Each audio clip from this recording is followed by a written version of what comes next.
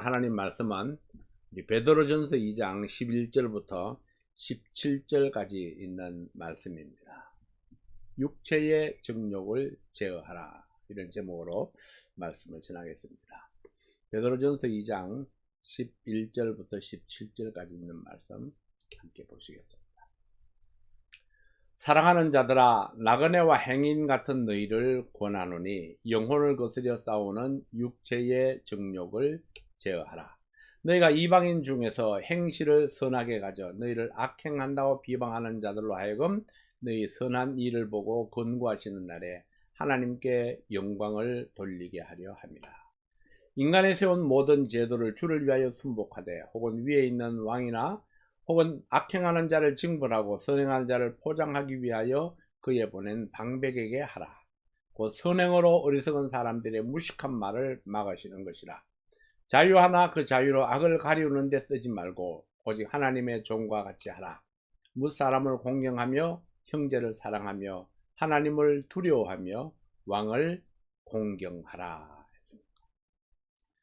이 서신서의 1차적인 수신자는 그때 그 사람들이지만은 2차적인 수신자는 이 말씀을 믿음으로 받는 모든 그리스도인, 바로 우리들입니다.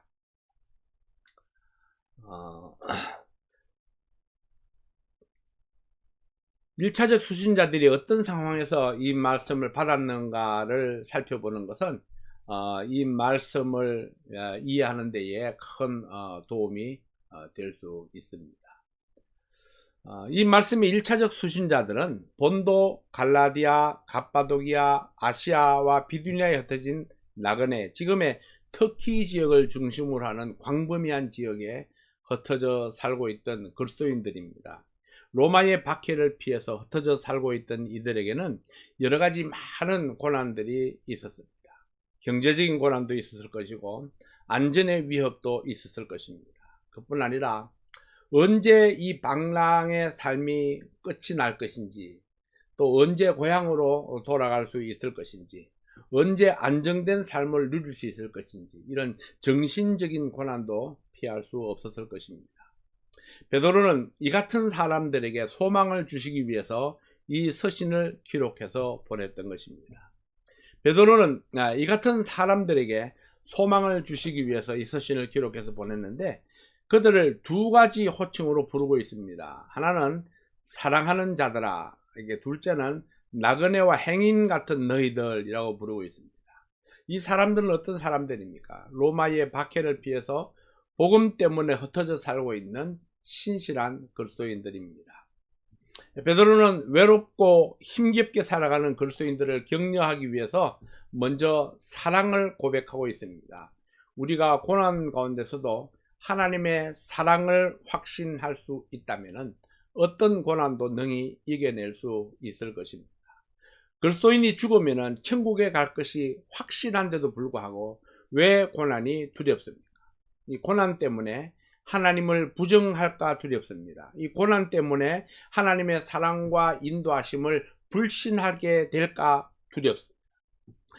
만일 우리가 고난 가운데서도 나를 향한 하나님의 사랑을 확신할 수만 있다면 어떤 고난도 이겨낼 수 있을 것입니다. 고난이 우리의 믿음을 무너뜨릴 수 없도록 하나님께 대한 소망으로 우리가 단단히 무장을 해야 합니다. 우리는 나그네와 행인 같은 삶을 살고 있습니다. 그러나 많은 사람들이 이 사실을 잊고 살고 있습니다. 나그네가 나그네인 것을 잊어버립니다. 그래서 나그네 생활을 하면서도 마치 그곳에 정착해서 천년만년 살 것처럼 그렇게 생각을 하게 됩니다. 마치 이 땅이 천년만년 그렇게 계속 될 것처럼 착각하며 사는 사람들이 얼마나 많은지 모릅니다. 여러분, 지난 1년 동안 코로나 바이러스로 인해서 죽은 사람이 세계적으로 2,500만 명 이상이 됩니다. 미국에서만 해도 52만 7천 명 이상이 죽었습니다.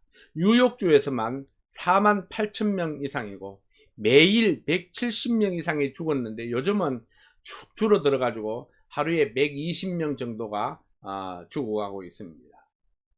자, 예상치 못한 죽음이고 또 이 숫자가 적은 숫자가 아닙니다. 아무도 이처럼 갑자기 죽을 것이라고 생각지 못했을 것입니다. 코로나 바이러스가 아니더라도 언제 어느 때 어떤 모습으로 이 땅을 떠날지 아무도 모릅니다. 길게 장수한다 할지라도 100년입니다. 잠시 잠깐 지나가는 인생입니다. 그 다음은 너도 나도 모든 거 다 남겨두고 우리의 본향으로 떠나갈 것입니다. 이 땅에서의 삶은 잠시 잠깐 지나가는 나그네요 행인 같은 삶이라 했습니다.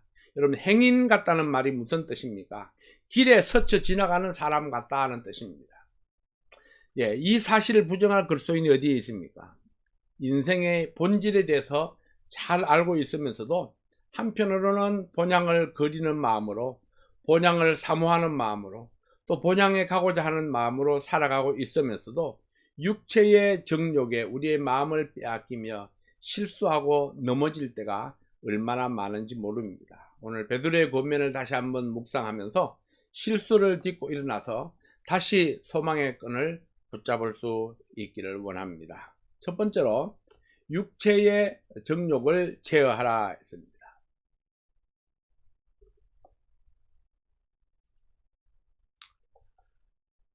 육체의 정욕을 제어하라. 이게 베드로전서 2장 11절 말씀에 보면은 사랑하는 자들아 나그네와 행인 같은 너희를 권하노니 영혼을 거스려 싸우는 육체의 정욕을 제어하라 했습니다. 영혼을 거스려 싸우는 육체의 정욕. 육체의 정욕은 우리 영혼을 거스려 싸우는 것이라고 말씀하고 있습니다. 육체의 정욕이 무엇입니까? 육체가 추구하는 모든 욕망입니다. 육체의 즐거움을 추구하는 모든 쾌락입니다. 육체의 정욕 중에서도 영혼을 거스려 싸우는 육체의 정욕을 제어하라 했습니다.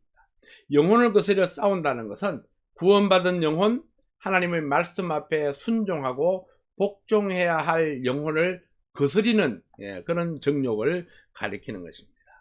그리스도인의 선한 양심이 우리 하나님께 받은 사명을 완수하려고 할 때에, 이행하려고 할 때에 이 정욕은 선한 마음을 빼앗아가고 받은 사명을 망각하게 하고 육체의 쾌락에 빠지게 합니다. 육체의 정욕은 영적 전쟁에서 패하게 하고 사탄에게 쓰임받게 만드는 것입니다. 우리의 삶을 괴롭게 하고 실패하게 하는 것은 내 가족도 아니고 내 주변에 있는 사람들도 아닙니다. 바로 내 속에 있는 육체의 정욕이 나를 실패로 이끌 수 있습니다. 그래서 자신을 절제하고 제어하는 것이 쉽지 아니합니다. 그러나 나 자신을 통제하는 데 실패하면 우리는 영적 전쟁에서 패배할 수밖에 없습니다. D.L. 무디는 이렇게 고백을 했습니다. 내가 알고 있는 다른 여러 사람보다 더 무디로 말미암아 괴로움을 받고 있다. 자기 자신을 말미암아 괴로움을 받고 있다, 이런 뜻이죠. 자기 자신의 육체의 욕구를 뿌리치는 것이 쉽지 않습니다. 그래서 사도 바울도 이렇게 고백을 했습니다. 로마서 7장 19절 말씀에 보면 내가 원하는 바 선은 하지 아니하고 도리어 원치 아니하는 바 악은 행하는도다. 내가 원하는 선이 있고 원치 아니하는 악이 있는데 내가 원하는 선은 하지 아니하고 원치 아니하는 악을 행한다. 자기 자신을 바라볼 때 그런 모습을 바라보면서 실망하게 된다는 이야기죠.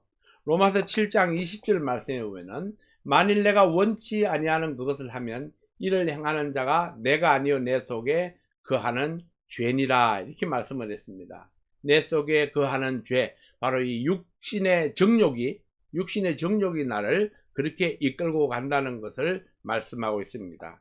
7장 21절 말씀입니다. 그러므로 내가 한 법을 깨달았노니 곧 선을 행하기 원하는 나에게 악이 함께 있는 것이로다. 네, 선을 행하기 원하는 나에게 악이 함께 있습니다. 그래서 선도 있고 악도 있고, 그래서 우리는 순간순간 선택을 하지 아니하면은 우리가 악에 빠져버릴 수 있는 것입니다. 그래서 순간순간 선을 행하기 원하는 나에게 힘을 실어줘야 됩니다. 선을 선택할 수 있도록 우리가 마음을 다잡아야 된다, 이런 이야기죠.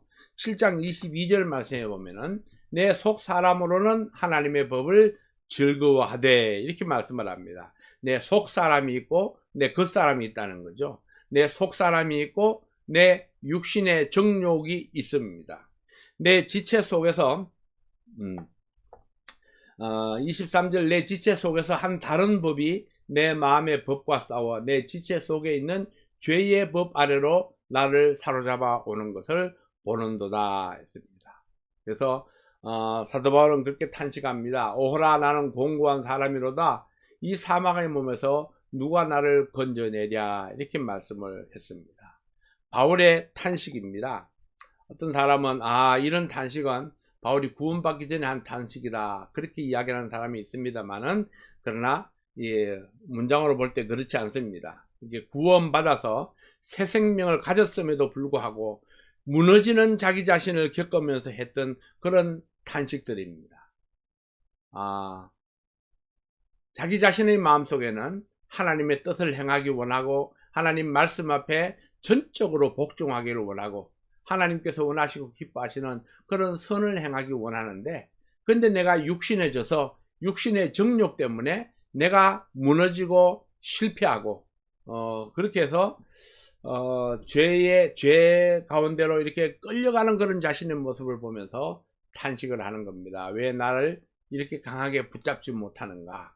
네. 이렇게 바울이 탄식하고 있다 하는 것은 바로 우리 육신의 연약함을 우리에게 보여주고 있습니다. 내가 마음에 결심만 한다고 해서 다 되는 것은 아니다 하는 거죠. 결심하고 또 결심하고 결심하지만은 그럼에도 불구하고 내가 육신에 져서 무너질 때가 있다는 것입니다. 25절 이하에 보면은 그 해답을 우리에게 주고 있습니다. 우리 주 예수 그리스도로 말미암아 하나님께 감사하리로다. 그런즉 내 자신이 마음으로는 하나님의 법을 육신으로는 죄의 법을 섬기노라 했습니다. 내 안에 거듭난 나와 옛사람이 공존하고 있습니다. 하나님의 법과 육신의 법이 공존하고 있습니다. 함께 있습니다. 내가 누구를 따를 것인가는 나의 선택이고 나의 결정입니다. 무너지는 자신을 경험하는 그리스도인들. 그럼에도 불구하고 하나님이 준비하신 해결책은 무엇입니까? 우리가 준비한 해결책보다는 우리가 하나님이 준비하신 해결책이 중요합니다. 우리는 이미 연약해져 있는 상태이기 때문에 그렇죠. 로마서 8장 1절 2절에 보면은 그러므로 이제 그리스도 예수 안에 있는 자에게는 결코 정죄함이 없나니 이는 그리스도 예수 안에 있는 생명의 성령의 법이 죄와 사망의 법에서 너를 해방하였음이라 했습니다. 마음으로는 하나님의 법을 섬기고 육신으로는 죄의 법을 섬기는 이중성이 있는 우리의 삶입니다. 우리가 우리 자신을 바라볼 때에 우리가 부인할 수 없는 것이 마음으로 하나님의 법을 잘 섬기고 싶은데 근데 우리의 육신이 이 죄에 져서 그렇게 죄를 섬기는 그런 모습으로 우리가 나타나질 수 있다는 거죠. 그리스도 예수 안에 있는 그렇지만은 그리스도 예수 안에 있는 자에게는 결코 정죄함이 없다고 말씀하고 있습니다. 낭망하지 마라. 내가 육신에 질 때가 있다 할지라도 낭망하지 말라고 말씀하고 있는 겁니다. 이 말씀은 그리스도 예수 안에 있는 자를 하나님과 분리되게 한다든지 지옥으로 이끌고 갈 자가 없다는 것입니다. 그 이유는 생명의 성령의 법이 죄와 사망의 법보다 더 상위법이기 때문에 그렇습니다. 죄와 사망의 법이 아무리 강하다 할지라도 강하게 날 이끈다 할지라도 생명의 성령의 법이 더 큰 능력으로 우리를 이끌어가기 때문에 죄와 사망의 법이 나를 붙잡아 둘 수가 없다는 것입니다. 그래서 생명의 성령의 법이 죄와 사망의 법에서 우리를 해방하셨습니다. 죄와 사망의 법을 할 수 없이 할 수는 없지만은 생명의 성령의 법이 새로운 법이 되어서 죄와 사망의 법을 무력하게 했습니다. 그래서 하나님께서 한번 선포하신 법은 없이 할 수는 없지만은 그러나 새로운 법이 그 옛날의 그 법을 뛰어넘어서 능히 생명의 성령의 법이 승리로 나타나질 수 있다. 예수님의 부활을 믿음으로 얻는 생명의 법, 예수 그리스도의 성천하심으로 얻는 이 믿는 자에게 선물로 주어진 이 성령의 법, 이게 생명의 성령의 법이 우리를 육체의 정욕으로부터 자유롭게 할 수 있습니다. 할 수 있다는 것은요, 저절로 된다는 것이 아닙니다. 여건은 하나님께서 만들어 주셨지만은 그 자유로움을 누리는 것은 나의 선택과 결단과 훈련이 있어야 합니다. 영적 전쟁에서 승리하기 위해서는 성령의 도우심이 필요합니다. 성령의 도움이 없이는 육체의 정욕을 이길 수가 없기 때문입니다. 그래서 제어하라, 이렇게 육체의 정욕을 제어하라 이렇게 말씀했는데, 제어하라는 말은 피하라, 삼가라, 멀리하라 이런 뜻입니다. 자, 내가 육체의 정욕이 일어나려고 할 때 그것을 피하고 또는 삼가하고 또는 멀리 돌아서 가는 것입니다. 계속해서 나는 이길 수 있다고 부딪혀 가는 것이 아니라 내가 피하고 멀리하고 삼가하고 자신을 계속해서 그 육체의 정욕으로부터 떨어뜨려 놓아야 된다는 겁니다. 육체의 간청, 그 요구를 묵살하라는 것입니다. 육체의 간청, 요구를 거절하고 멀리하라는 것입니다. 이것은 곧 훈련입니다. 그래서 훈련은 쉬운 것이 아닙니다. 고된 것이 훈련이고 자주 실패하는 것이 훈련입니다. 왜 우리는 육체의 정욕을 제어해야 합니까? 첫째는 육체의 정욕을 제어하는 것은 하나님의 요구입니다. 육체의 정욕을 제어하는 것은 하나님의 요구요, 하나님의 명령입니다. 베드로전서 2장 11절 말씀에 보면은 사랑하는 자들아, 나그네와 행인 같은 너희를 권하노니 영혼을 거스려 싸우는 육체의 정욕을 제어하라 했습니다. 육체의 정욕은 영혼을 거스려 싸우는 욕심입니다. 육체의 정욕은 우리를 범죄하도록 이끌고 갑니다. 그래서 엄밀한 의미로는 나를 위하여, 이게 나의 행복을 위하여 우리는 육체의 정욕을 제어해야만 합니다.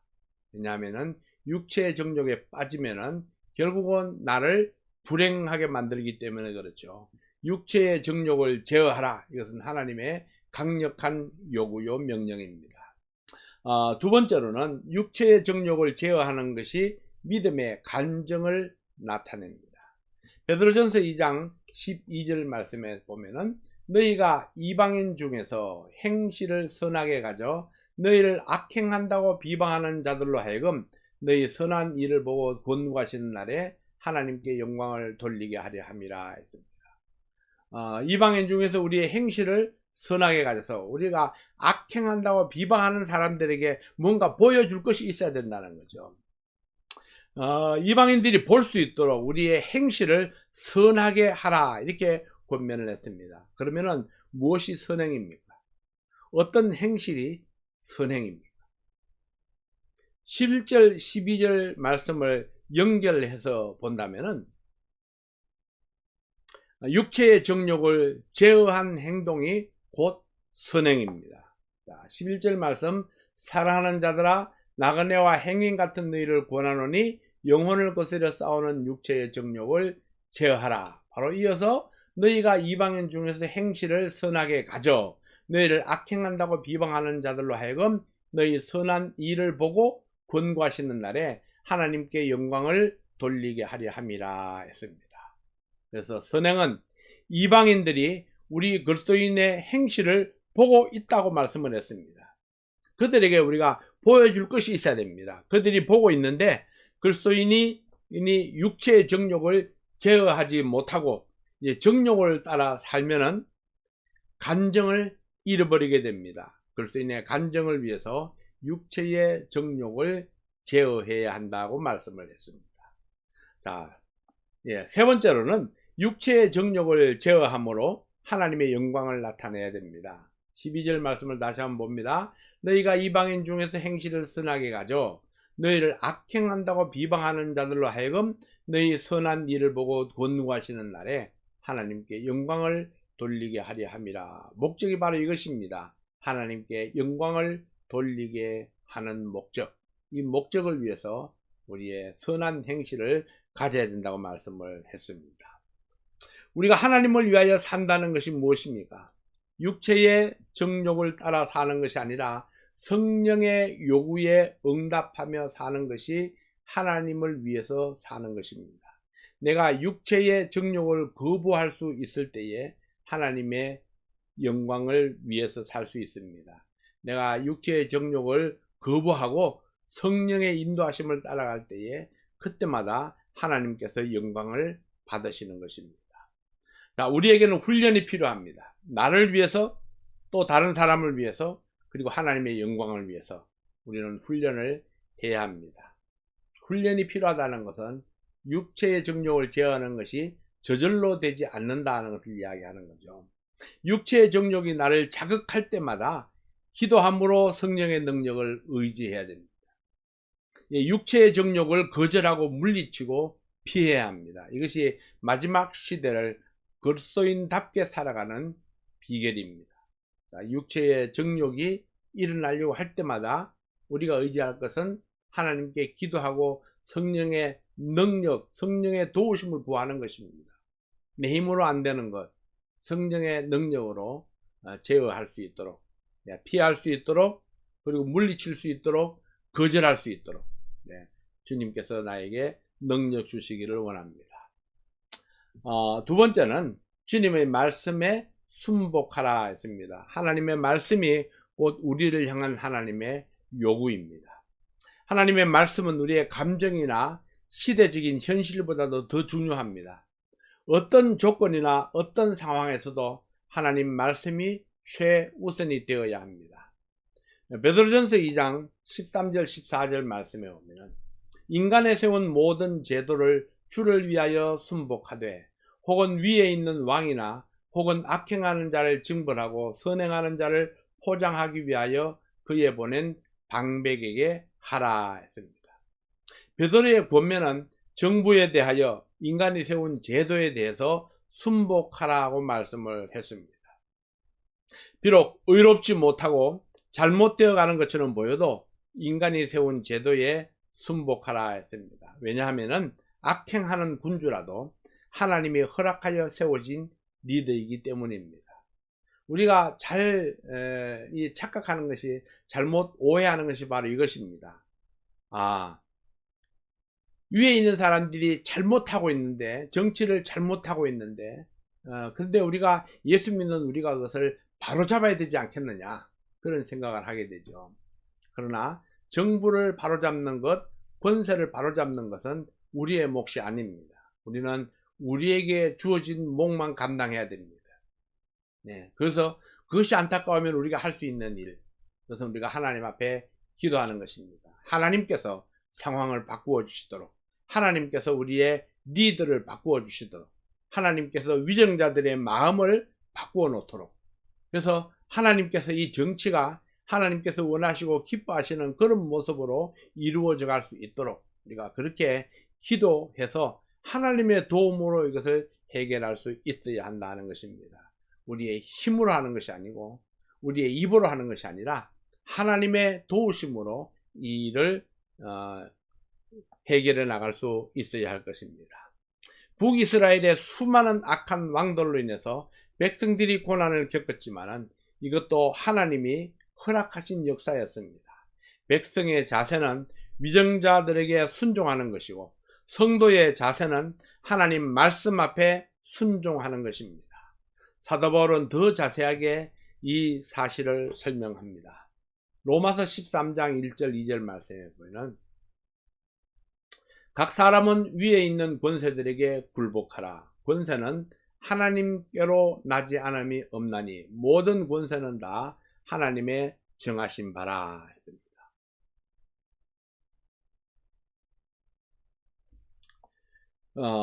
그리고 이제 2절 말씀 보면은 그러므로 권세를 거스리는 자는 하나님의 명을 거스림이니 거스리는 자들은 심판을 자취하리라. 이 베드로가 이 서신을 기록할 때는 네로 황제가 정권을 잡고 교회를 극렬하게 핍박하던 때였습니다. 그 네로의 박해로 인해서 수많은 사람들이 신앙을 버리기도 했고 그리고 많은 사람들이 신앙을 위해서 목숨을 던졌습니다. 어떤 사람들은 이스라엘의 회복을 위해서 로마 제국에 대항하여 투쟁하던 사람들도 있었습니다. 그때 베드로는 과연 어떤 것이 국가에 대한 바른 자세인가를 우리에게 보여주고 있습니다. 베드로는 그 당시 그리스도인들에게 그러한 어려움 속에서도 국가에 대한 바른 자세로 순복하는 자세를 이야기합니다. 국가에 대한 바른 자세는 순복하는 자세이다. 그래서 이 하나님께서 세우신 각 사람은 위에 있는 권세들에게 굴복하라. 그 권세는 하나님께로부터 나지 않음이 없다.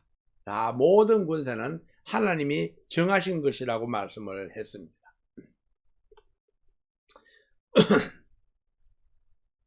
박해로 인해서 그리스도인들이 부당하게 피해를 입고 있는데도 불구하고 베드로가 이 인간에 세운 제도에 순복하라고 한 이유가 무엇입니까? 오늘 본문 중에서 가장 중요한 단어가 있습니다. 그것은 2장 13절에 나타난 주를 위하여 라는 말씀입니다. 주를 위하여. 네, 왜 우리가 인간이 세운 제도를 존중하고 순종합니까? 그것은 주님을 위하여. 근데 싸우는 사람들은 내게 주를 위하여가 아니고 나를 위하여입니다. 나를 위하여. 왜 우리가 주님이 인간이 세운 제도를 존중하고 순복합니까? 그것이 주님을 위하는 일이기 때문에 그러하다는 것입니다. 이 주님을 위하여라는 이 한마디는 모든 그리스도인들의 좌우명이 되어야 합니다. 우리는 옳은가 그른가 흑백 논리로 따지기가 쉽습니다. 그러나 그보다 더 큰 문제는 과연 무엇이 주님을 위한 일인가를 알아야 됩니다.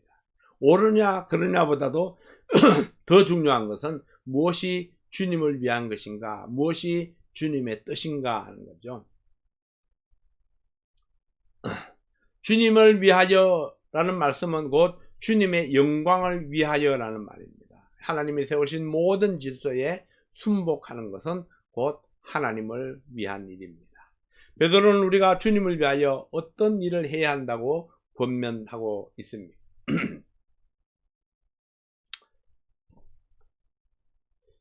첫 번째로는 하나님이 세우신 권위에 순복하라고 말씀을 했습니다. 하나님이 세우신 권위에 순복하라. 우리가 인간의 제도에 순복해야 될 이유 중에 하나는 모든 제도는 하나님이 세우셨기 때문입니다. 왕들을 세우시고 폐하시는 분이 하나님입니다. 사람의 손을 빌릴지라도 한 나라의 리더를 세우시는 분은 하나님이십니다. 우리가 다 이해할 수는 없지만은 하나님은 때로는 선한 왕을 세우셔서 역사하기도 하지만은 때로는 악한 왕을 사용하기도 하십니다. 하나님은 솔로몬이나 다윗 같은 왕도 세우셨지만은 아합 같은 왕도 세웠습니다. 엘리 같은 선지자도 있었지만은 그 아래에서 사무엘 같은 선지자를 세우기도 했습니다. 이 구약 이스라엘의 역사를 볼 때에 하나님은 그들이 잘못된 길로 갔을 때에 이웃의 왕들을 사용하기도 했습니다. 그 권위가 주님과 대치되지 않는다면은 우리는 어떤 권위든 순종하는 법을 배워야만 합니다. 이것이 성숙한 사람의 자세입니다. 두 번째는 주님을 위하여 선행을 나타내라 했습니다. 베드로전서 2장 15절 말씀에 보면은 곧 선행으로 어리석은 사람들의 무식한 말을 막으시는 것이라 했습니다. 우리가 선을 행하는 것은 주님의 덕을 선전하는 행위입니다. 우리의 선행은 나를 위하여 핍박하는 사람의 비방하는 입을 막을 수 있습니다. 지금 여러분 주위에서 여러분을 향하여 말로 여러분에게 상처를 주는 사람이 있습니다. 그렇다면 정말로 그들 앞에서 그리스도인의 선행을 보여주어야 합니다. 그들은 나에게 악하게 다가온다 할지라도 나는 그들에게 선행을 보여줌으로 하나님의 영광을 나타내고 그들을 부끄럽게 해야 된다는 것입니다. 내가 참지 못하고 분노하고 논쟁하면은 하나님의 영광이 가려지게 됩니다. 예수 믿는 사람도 별 수 없구나, 이런 생각을 가질 수 있게 되는 거죠. 자, 세 번째로는 우리는 주님을 위해서 자유를 사용해야 합니다. 내게 주신 자유를 주님을 위해서 사용해야 합니다. 갈라디아서 5장 13절 말씀입니다. 형제들아, 너희가 자유를 위하여 부르심을 입었으나 그러나 그 자유로 육체의 기회로 삼지 말고 오직 사랑으로 서로 종로로 타라. 베드로도 우리에게 자유를 말하면서 악을 가리우는 데 쓰지 말라고 말씀을 합니다. 자, 베드로전서 2장 16절 말씀해 보면은 자유하나 그 자유로 악을 가리우는 데 쓰지 말고 오직 하나님의 종과 같이 하라 했습니다. 사도 바울은 갈라디아서를 통해서 주님께로부터 받은 자유를 사랑으로 종로로 타는 데 사용하라 이렇게 말씀을 했습니다. 베드로는 베드로전서를 통해서 주님께서 주신 자유로 하나님의 종과 같이 하라 이렇게 말씀을 했습니다. 하나님께서 주신 자유를 어떻게 사용하는 것이 하나님의 뜻을 이루는가를 설명하는 말씀들입니다. 사랑으로 서로 종로로 타라. 하나님을 종과 같이 섬기라. 이렇게 말씀을 했습니다. 주님께서 자유를 주셨으니 서로 섬기는 자가 되라. 이것이 자유를 주신 목적입니다. 하나님께서 나에게 주신 자유로 내가 서로 섬기는 자가 되라. 서로 성도들을 섬기고 다른 사람을 섬기고 하나님을 섬기고 우리에게 자유를 주신 것은 바로 이 섬김을 위해서 주셨다고 말씀을 했습니다. 육체의 정욕을 제어하라. 육체의 정욕을 제어하지 아니하고는 사랑의 종이 될 수가 없고 하나님을 종과 같이 섬길 수가 없습니다. 육체의 정욕을 제어하는 훈련을 통해서 선한 행실을 자랑하고 하나님의 영광을 나타낼 수 있기를 바랍니다. 우리 스스로 주님의 종이 되어서 사랑으로 종노릇하고 주님의 아름다운 덕을 선전하고 주님의 영광을 나타내는 성도들이 되시기를 바랍니다. 자, 사랑으로 종노릇하라. 그는 내게 그리 아니할지라도 나는 사랑으로 종노릇하는 사람. 그는 나에게 악하게 한다 할지라도 나는 선행으로 그에게 응답하는 사람. 네, 그렇게 할 때 우리는 육체의 정욕을 이길 수 있습니다. 그래서 악한 자에게 악으로 대하고 나를 거스르는 자에게 우리가 대적하게 된다면 우리는 똑같이 하나님의 영광을 가리는 자가 될 수밖에 없습니다. 그러나 내가 선행으로 그들의 악한 행실을 부끄럽게 할 수 있다면 우리는 하나님의 영광을 나타내는 삶을 살 수가 있을 것입니다. 베드로의 권면, 어렵고 힘들고 고달픈 그런 현실이 있다 할지라도 그러나 우리가 육체의 정욕을 제어함으로 하나님의 영광을 나타내는 삶을 살게 될 때에 성령의 도우심으로 우리는 반드시 하나님의 축복을 누리는 그런 삶을 회복할 수 있을 것이라고 믿습니다. 기도하겠습니다. 하나님 아버지 감사합니다. 오늘도 우리에게 주신 이 놀라운 시간을 위해서 감사를 드립니다. 베드로의 권면처럼 바울의 권면처럼 우리가 서로 사랑으로 종노릇하고 서로가 서로를 세워주는 그런 우리 하나님의 백성으로서 선행을 나타낼 수 있도록 도와주시옵소서. 아버지 하나님, 육신의 정욕이 불쑥불쑥 나타납니다. 사탄은 끊임없이 우리로 하여금 육신의 정욕에 무너지게 하고 실수하게 하고 실패하게 합니다. 그러나 그럼에도 불구하고 우리가 하나님의 성령을 의지함으로 육신의 정욕을 제어하고 하나님의 영광을 위해서 선행을 베푸는 자 될 수 있도록 도와주시옵소서.